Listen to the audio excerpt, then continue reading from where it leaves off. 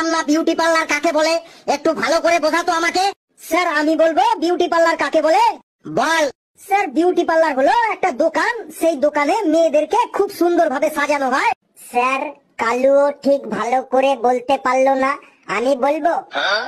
তুই আবার beauty parlour কাকে বলে জানিস নাকি? বেশ বলতো। যে গৃহে নারী পুরুষ উভয়ই তাহাদের নিজস্ব সাধারণ রূপ নিয়ে প্রবেশ করে, ওই গৃহের মধ্যে অভিজ্ঞ ব্যক্তিদের তত্ত্বাবধানে নানা রকম কেমিক্যালের দ্বারা তাহাদের আসল রূপ পরিবর্তন করিয়া এক নতুন উজ্জ্বল রূপ নিয়ে সেই গৃহ হইতে বাহির হইয়া আসে, সেই গৃহটিকেই বিউটি পার্লার বলে। তাই নাকি? হ্যাঁ স্যার, লেবু ঠিকই বলেছে।